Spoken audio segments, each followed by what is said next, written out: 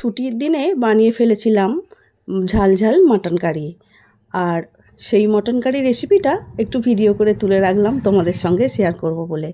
আমি কেমন করে বানাই আমি জানি তোমরাও সবাই বানাতে পারো, তবু আমি কীরকম করে বানাই সেটাই আমি তোমাদের সঙ্গে শেয়ার করছি। ঘরোয়া মতে মটন বানাতে গেলে আলু না দিলে কিন্তু ঠিক চলে না। আমার সঙ্গে তোমরাও কি একমত? আলু দিলে মটনের ঝোলটা খেতে দুর্দান্ত লাগে।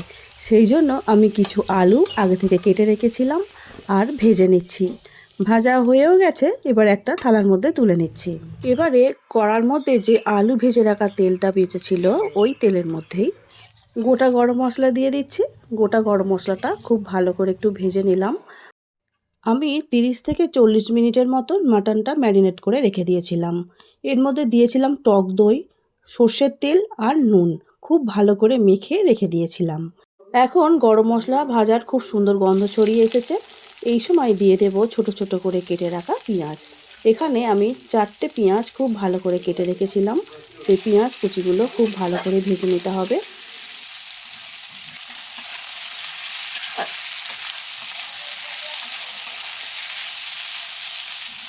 2 মিনিট খুব ভালো করে নাড়াচাড়া করে নিয়েছি। তারপরে আবারও একটু ভেজে নেব, কারণ পেঁয়াজটা ভালো করে ভাজা না হলে যে কোনো তরকারি খেতে খুব একটা ভালো হয় না। আবারও একটু নাড়াচাড়া করে নিলাম 2-3 মিনিটের জন্য। এবারে দেখতেই পাচ্ছ পেঁয়াজগুলো কিন্তু অনেকটাই কমে এসেছে, কালারটাও চেঞ্জ হয়ে গেছে। এবারে এর মধ্যে দিয়ে দেব আদা রসুন একসঙ্গে পেস্ট করা ছিল, সেই আদা রসুনের বাটনা।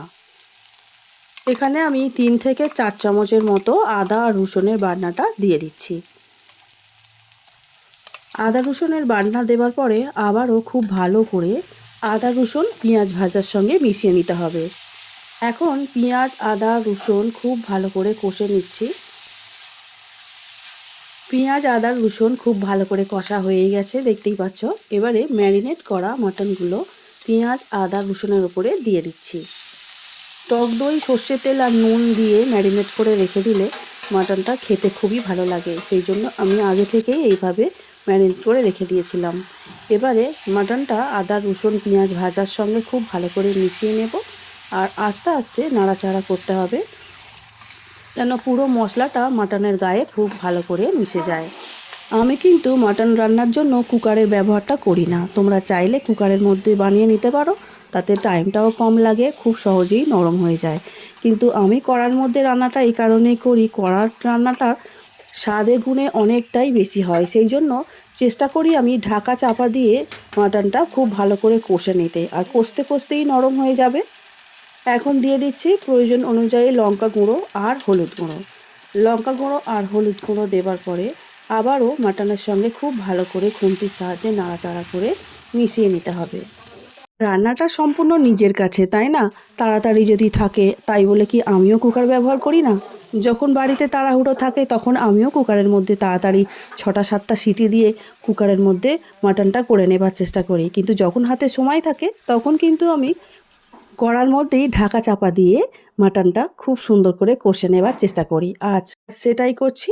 এবারে ঢাকা দিয়ে রেখে দেব একদম 10 মিনিটের জন্য, আর গ্যাসের জোরটা একদম কমিয়ে দেব।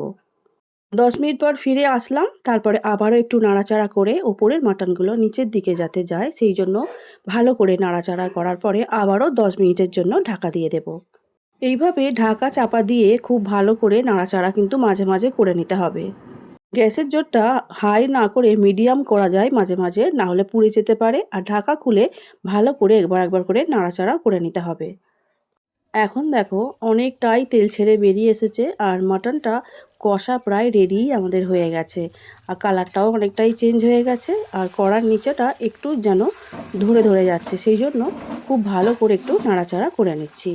আর এর মধ্যে আমি গরম জল ব্যবহার করব, সেই জন্য গরম জলটা আমার রেডি করা হয়ে গেছে।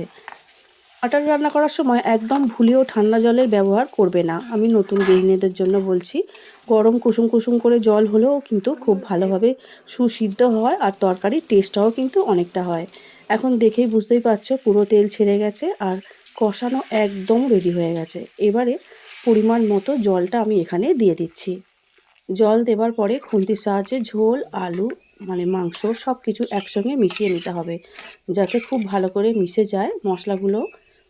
এবারে ঢাকা দিয়ে দেব আবারও 10 মিনিটের জন্য। এইভাবেই ঢাকা চাপা দিয়ে খুব ভালো করে মাংসটা রান্না করে নিয়েছি। আর দেখতেই পাচ্ছ কালারটা কি সুন্দর হয়েছে। আমি কিন্তু এখন আলু দিয়ে দেখাচ্ছি না, শুধু এইভাবেই ঝোলটাই আমি রেডি করে দেখাচ্ছি। আর আলু রেডি করা আছে, আমি পরে ভিডিও শেষে আলুগুলো দিয়ে দেব, এটাই আমার প্ল্যান করা আছে আর কি। শুধু মটন কারির ভিডিওটা করব বলেই আমি এটা দেখাচ্ছি। এটা আলাদা করে রান্না করে নিচ্ছি, আমার বলতে কোনো অসুবিধা নেই। আমাদের মাটন কারি একদম রেডি হয়ে গেছে। এবার একটা সার্ভিং বোলের মধ্যে তুলে নিতে হবে। আজকে আমি একদম সিম্পলভাবে মাটন কারিটা বানিয়েছি। তোমাদের কেমন লেগেছে আজকের রেসিপিটা অবশ্যই আমাকে কমেন্ট করে কিন্তু জানাবে। প্রথমে যেহেতু গরম মশলা দিয়েছিলাম, গোটা গরম মশলা, সেই জন্য আমি আর শেষে গরম মশলা দিলাম না। তোমরা চাইলে ঘি, গরম মশলা সব কিছুই লাস্টে দিতে পারো, তাতে খেতে খারাপ হয় না, খেতে খুবই সুন্দর হয়। এবার একটা সার্ভিং বোলের মধ্যে তুলে নিচ্ছি। আমার রেসিপিগুলো পছন্দ হলে অবশ্যই কিন্তু কমেন্ট করে জানাবে, আর যদি ভালো না লেগে থাকে সেটাও কমেন্ট করে আমাকে জানাবে।